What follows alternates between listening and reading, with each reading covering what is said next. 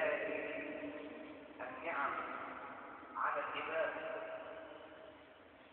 خاصة أهل مكة الذين رأوا النبي صلى الله عليه وسلم وعاصروه وعايشوه صلى الله عليه وسلم، ورأوا دلائل صدقه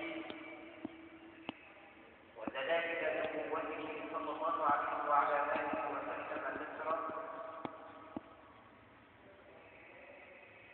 ورسول الله صلى الله عليه وسلم بين قرانيه يبين لهم ويعزز لهم نعم الله عز وجل عليهم في عجالة على المسلمين.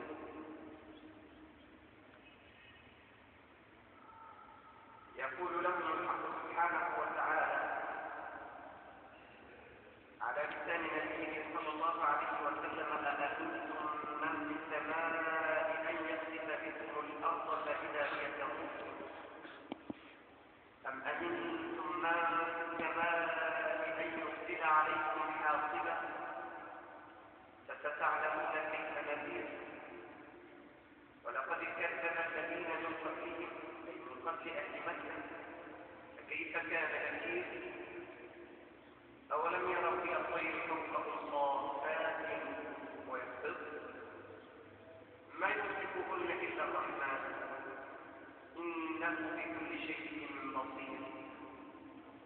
أمن هذا الذي هو جند لكم ينصركم من دون الرحمن إن الكافرون إلا في غرور.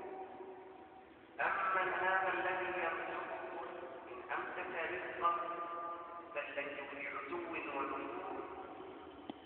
أفمن يمشي مكبا على وجهه أهدى أمن يمشي سويا على صراط مستقيم. وهذه آية لازمة بهذا المعنى أن تكون على هذه الصورة، لأنها تعقيب على هذا الكلام الثابت في بيان حال المشرك وبيان حال أهل الإيمان، وأن المشرك في ضلاله وفي ضيقه لا يهتدي إلى سبيل، أما المؤمن فقد هداه الله عز وجل وأرشده لما فيه خير الدنيا والآخرة، فأصبح من أهل الهداية يرى الحسنة نعمة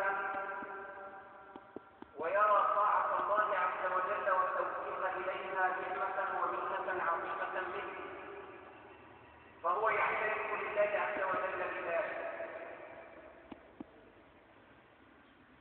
كمن حاله يمشي مكبا على وجهه لا يهتدي إلى سبيل، قال مكبا على وجهه أي منحني الوجه لا يرى طريقه منكس الرأس،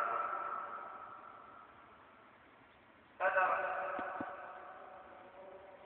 أو مكبا على وجهه معنى الكلام أنه أعمى بصره عن كل دلائل الحق وكل ما يرشده إلى خالقه سبحانه وتعالى، وكل ما من شأنه أن يبين له الوجهة الصحيحة حتى يكون بالهداية، لأنه يتعامل ويتغافل عن ذلك